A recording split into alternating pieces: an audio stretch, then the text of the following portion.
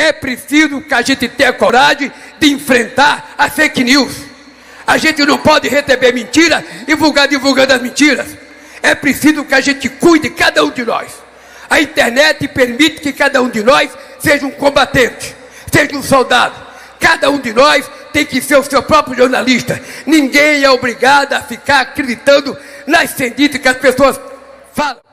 Vocês estão acompanhando a imprensa. Vocês estão vendo o que o presidente dos Estados Unidos fala. Os Estados Unidos, desde a Segunda Guerra Mundial, vendeu a ideia que era o paladino da democracia. Vendeu a ideia que era o xerife da paz. Vendeu a ideia que tinha que ter mercado livre, sobretudo depois de Reagan e de Margaret Thatcher. Hoje, o que ele fala é totalmente ao contrário do que ele falava nos anos 80. Sabe, a América para os americanos. Sabe, o canal do Panamá é dele. O Canadá não é mais um país, é um estado. A Groenlândia é dele. O México não tem mais o Golfo agora passou da América. Ou seja, esse cidadão, ele não foi eleito para ser xerife do mundo, ele foi eleito para governar os Estados Unidos, e ele que governe bem. E quem vai governar o Brasil somos nós. O brasileiro vai governar do jeito que a gente quer. Ninguém, nem esses produtores da plataforma que pensam que manda no mundo, ninguém vai fazer com que a gente mude de rumo nesse país. Ninguém. Não adianta ameaçar pela justiça. Não adianta perseguir o Alexandre de Moraes, porque nós precisamos dar o parabéns ao Alexandre de Moraes e ao Procurador-Geral da República pela denúncia contra os golpistas de 2008. É importante lembrar, meu caro José Dirceu, que o Partido Comunista Brasileiro, o nosso velho e saudoso Prestes, foi perseguido durante mais de 70 anos, sem fazer 10% do que eles tentaram fazer. E eles agora estão pedindo anistia. Nem foram condenados, já querem ter anistiado. Eles deveriam estar pedindo, era inocência. Era, sabe, não pedir anistia. Eles vão ser julgados, se tiver culpa vão ser condenados. E aí sim, eles vão ter que amargar o gosto das coisas que eles fizeram com muita gente inocente, até com a nossa presidenta Dilma, que ficou 3 anos na cadeia. Eles têm que saber que neste país a gente gosta da democracia, a gente vai defender a democracia, porque somente a democracia permite que um companheiro pobre da periferia possa ser candidato a deputado, possa ser senador, que o metalúrgico possa ser presidente da República, que a gente possa organizar a sociedade do jeito que ela quer, e a gente não vai abrir mão. Portanto, companheiros e companheiras, é importante que a gente coloque a democracia no nosso tema. É importante que a gente coloque a democracia no nosso dia a dia. Porque não adianta a gente fazer bravata. Não adianta. Sabe, nós passamos gritando 4 anos. Não passarão, não vai ter impeachment. E teve impeachment. Então é importante que a gente saiba o seguinte: se eles voltarem, tudo aquilo que é conquista, você sabe que ele destrói. E não falharão em construir mentiras para destruir a gente outra vez. O Zé Dirceu sabe o que é ser vítima de mentira. Está aqui o companheiro Delúbio, sabe o que é ser vítima da mentira. O companheiro Vacário, que não está aqui. E tantos outros companheiros que foram vítimas de mentira. Eles primeiro contam a mentira para depois tentar nos destruir. Eu sei o que eles fizeram comigo.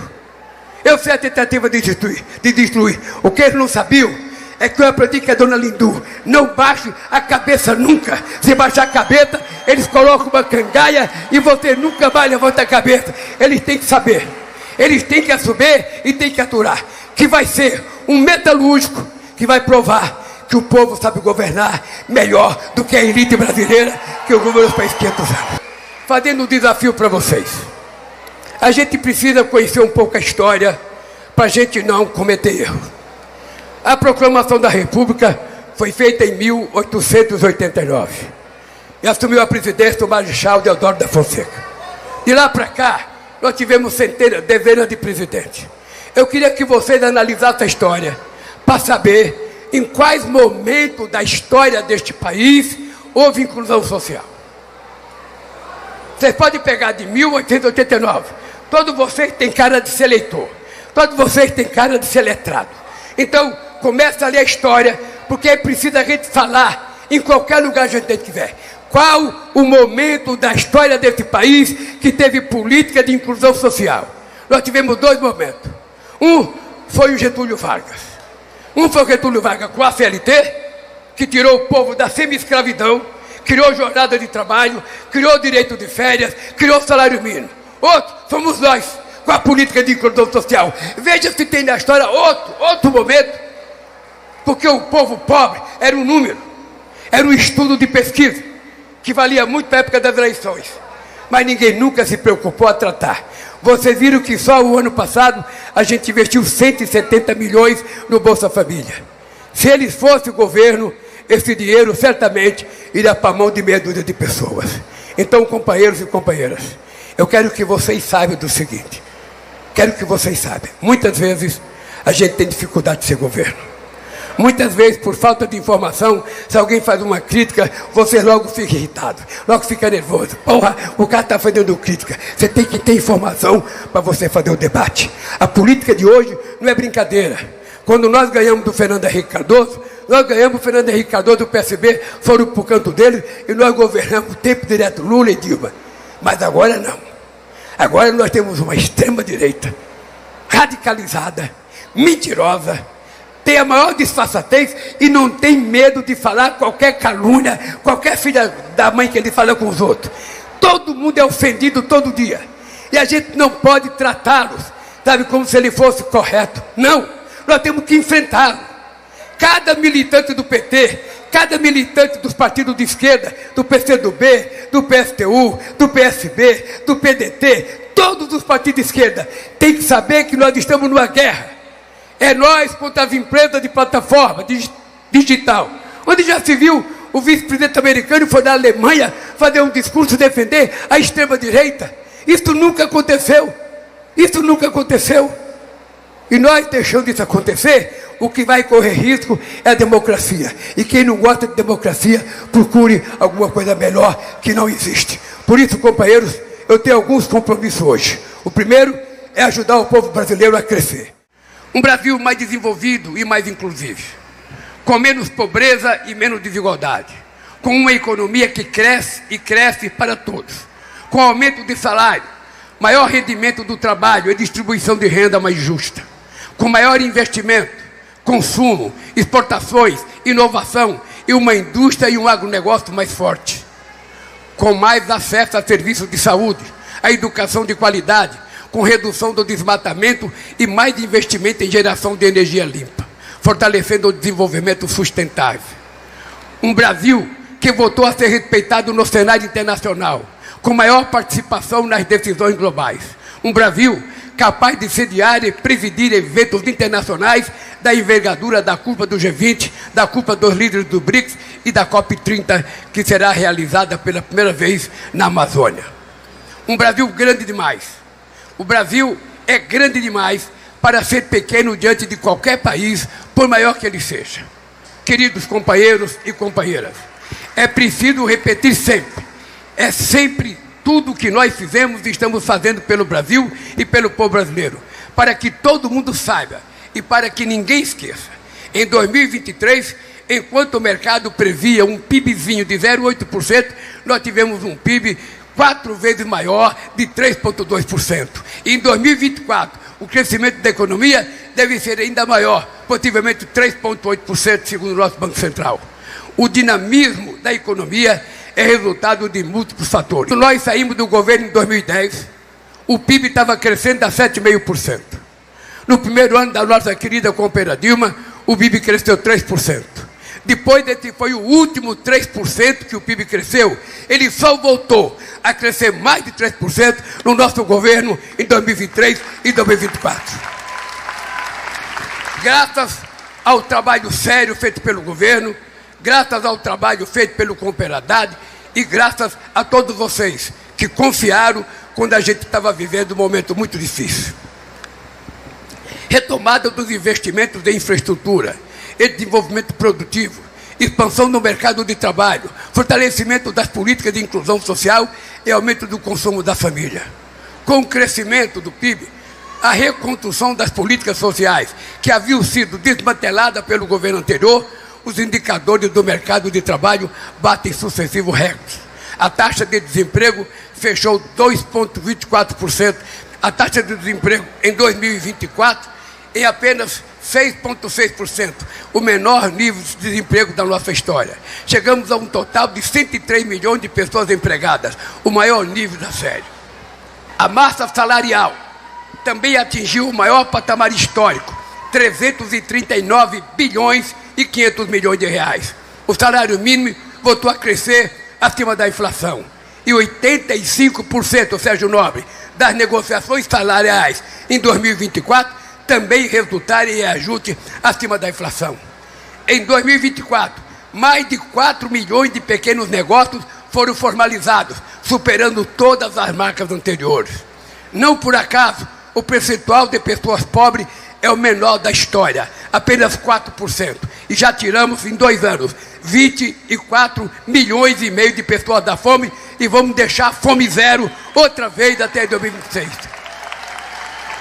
Quando assumi pela 3ª vez a presidência, havia um contingente de 33 milhões de homens e mulheres e crianças em situação de insegurança alimentar. Situação alimentar grave. Em apenas 2 anos retiramos os 24 milhões, graças ao companheiro Eto que está aqui, o incansável batalhador, ex-governador do Piauí e companheiro presidente, ministro do MDS. Quando retiramos 24 pessoas da fome, do pesadelo de dormir, vocês não sabem o que é uma pessoa dormir com fome. Vocês não sabem o que é a barriga roncar. Uma lombriga grande e querer comer a lombriga menor. Vocês não têm noção. E não é possível um país com a capacidade que tem o Brasil deixar pessoas passando fome. É por isso que eu quero dizer para vocês que em 2026 é um compromisso de honra. Nós vamos tirar novamente o Brasil do mapa da fome. No ano passado, o Bolsa Família fez a maior transferência de renda da série histórica. Foram 170 bilhões e 400 milhões repassados às famílias mais necessitadas. A outra boa notícia é que 1.300.000 famílias saíram do Bolsa Família em 2024 após aumentar a sua renda. Minhas queridas amigas e amigos, companheiros e companheiras, a oposição e o mercado passaram boa parte do ano passado alardeando um inexistente rombo nas contas públicas.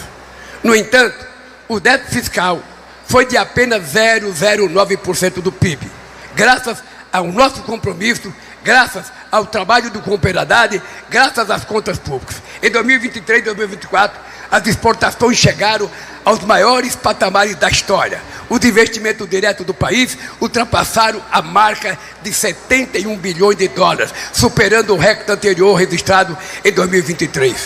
Com o novo PAC, o investimento público e privado em infraestrutura foi maior dos últimos 14 anos.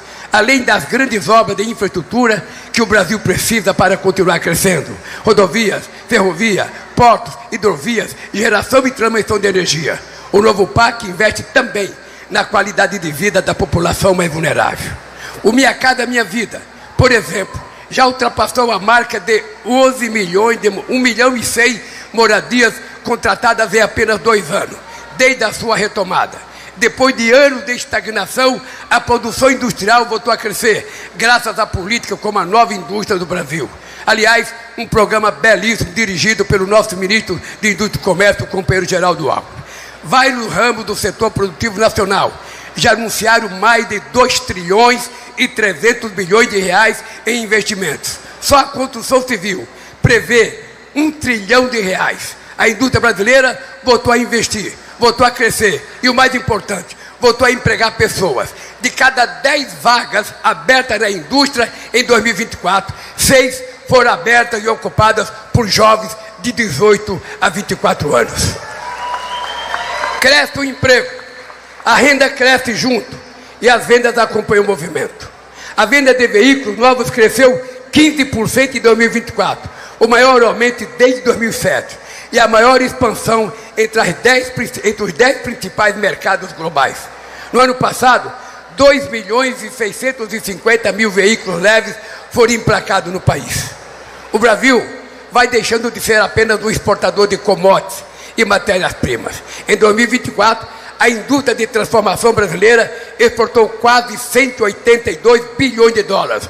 Os bens de alta tecnologia foram os mais vendidos.